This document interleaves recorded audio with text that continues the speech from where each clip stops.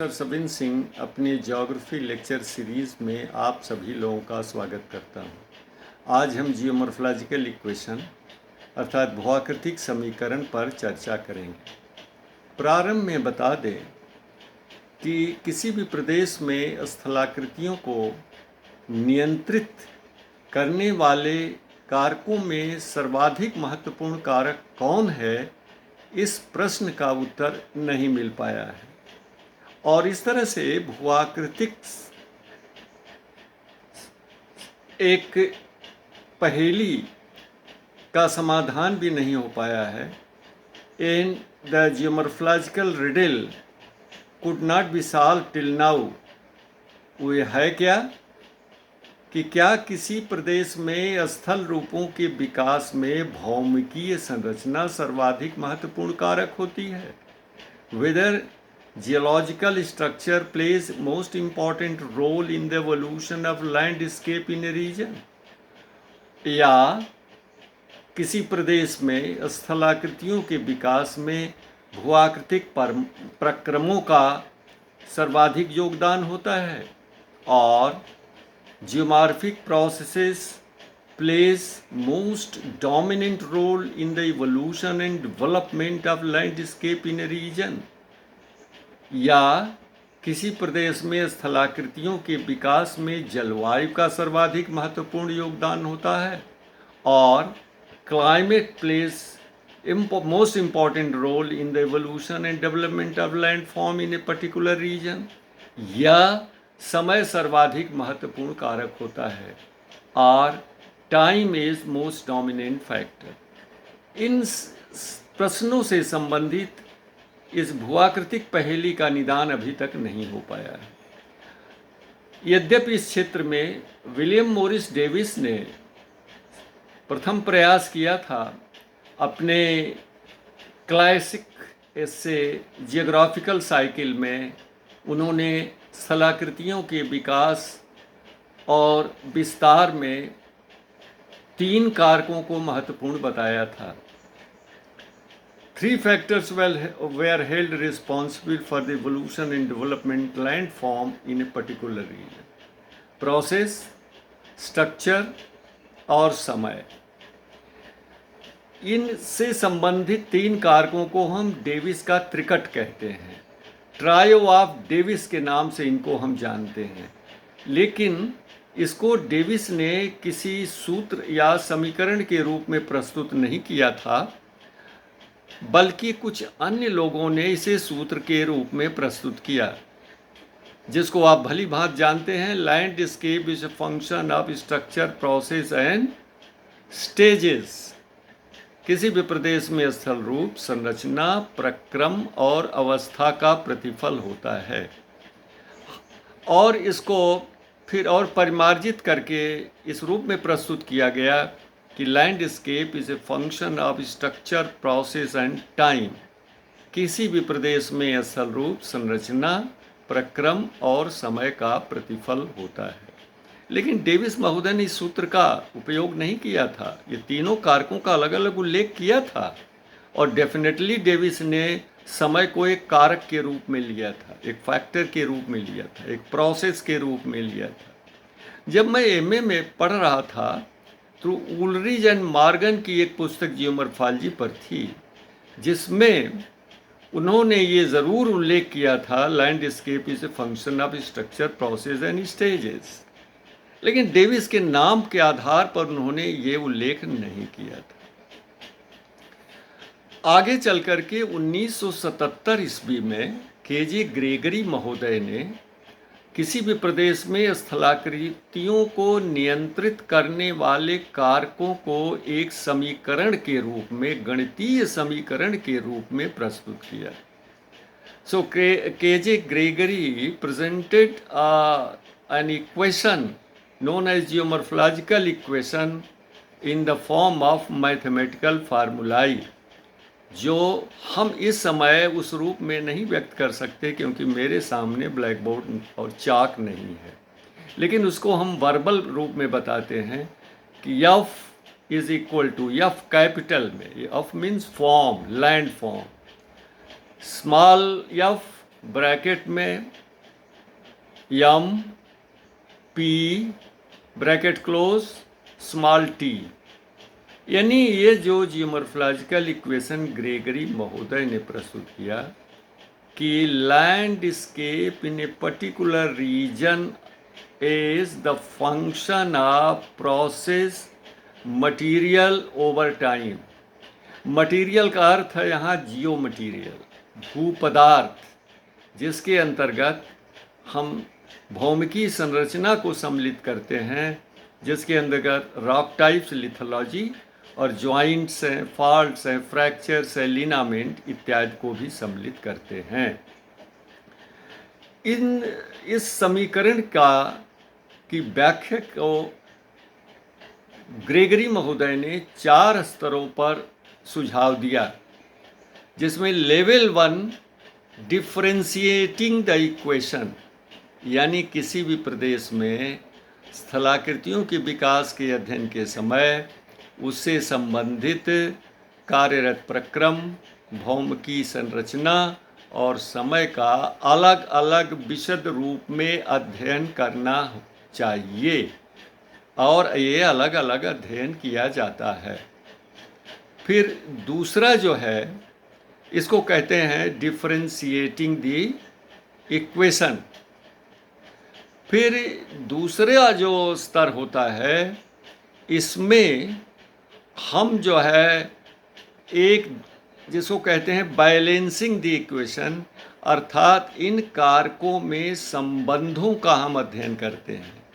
We try to understand the relationship among these factors, कि प्रक्रम संरचना से किस तरह संबंधित है, या प्रक्रम समय से कैसे संबंधित है, या संरचना और समय में क्या संबंध है। यानी इन कारकों के बीच हम संबंधों का अध्ययन करते हैं। और तीसरे स्तर पर हम ये जानने की कोशिश करते हैं कि समय के परिवेश में इन कारकों में किस तरह का परिवर्तन हुआ है, या हो रहा है, या होने वाला है। So at level 3 we study the changes in the controlling factors through time.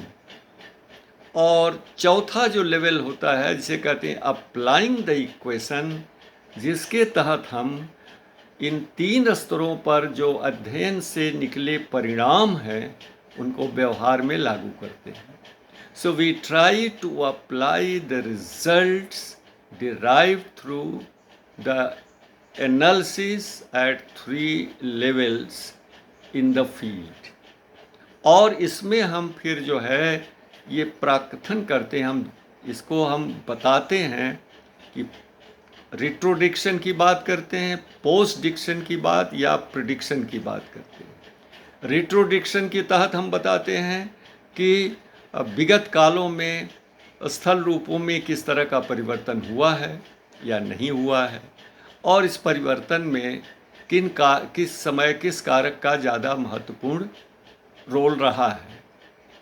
और पोस्ट डिक्शन या प्रिडिक्शन में हम उस स्थान में भविष्य में होने वाले परिवर्तनों और इन परिणामों के आधार पर अन्यत्र स्थलाकृतियों में होने वाले परिवर्तनों का हम जो है कि भविष्यवाणी करते हैं। अब अगर मैं जब इस इक्वेशन को थोड़ा पढ़ने पढ़ाने में समझदार हो गया था, तो इस पे गहनता से एक दिन मैं विचार किया।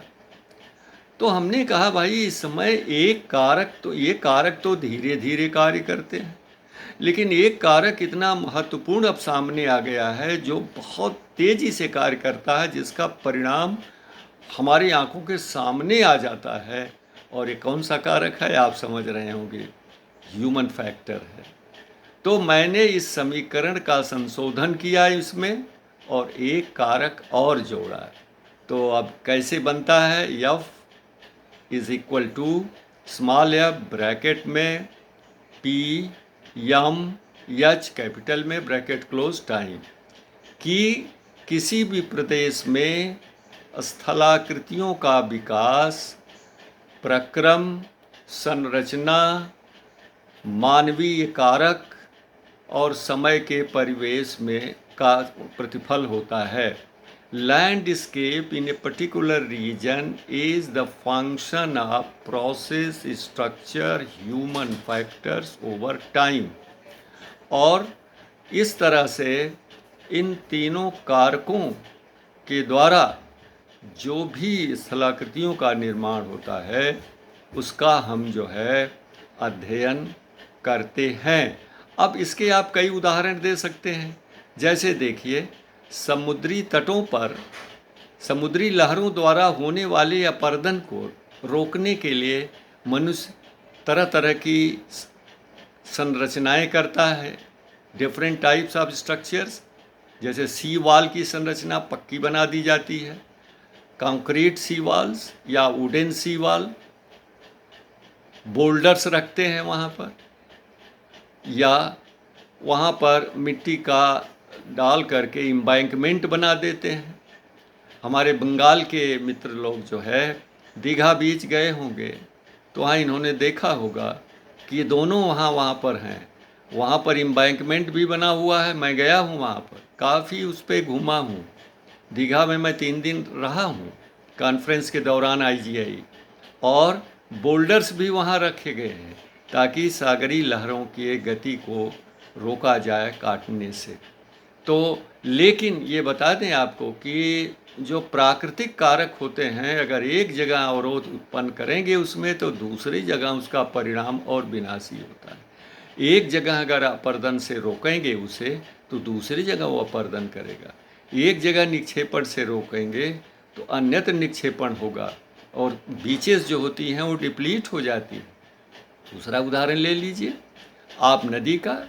नदियों को बांध करके ये डैम्स बनाते हैं, केनाल निकालते हैं, लेकिन नदी का जो रिजीम है उसकी प्रवाह को प्रभावित करते हैं, उसकी वेलोसिटी को प्रभावित करते हैं, उसके सेडिमेंट कैरेक्टरिस्टिक्स को, सेडिमेंट लोड को प्रभावित करते हैं और तरह तरह की समस्याएं उससे उत्पन्न होती हैं।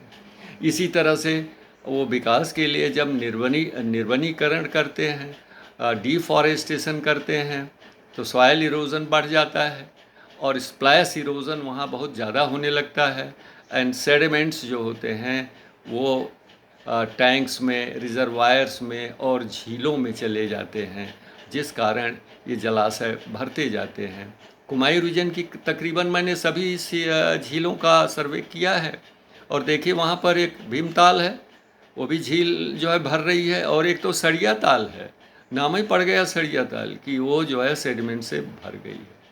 इसी तरह से जब हम उच्च अक्षांशों में अपने आर्थिक क्रियाकलाप को बढ़ाते हैं, जैसे वाटर पाइपलाइन ले जाते हैं परमाफ्रॉस्ट एरिया में, कनाडा के या रूस के साइबेरिया में, या ऑयल पाइपलाइन ले जाते हैं, या ह्यूमन पक्का स्ट्रक्चर बनाते हैं जहाँ पहले इग्लू में रहते थे एस्किमो, वहाँ फैब्रिकेटेड स्ट्रक्चर है, तो वहाँ परमाफ्रॉस्ट पिघल रहा है और पिघलने के कारण नीचे से मेथीन ब्लास्ट करके ऊपर आ रही है, मेथीन क्रैटर बन रहा है।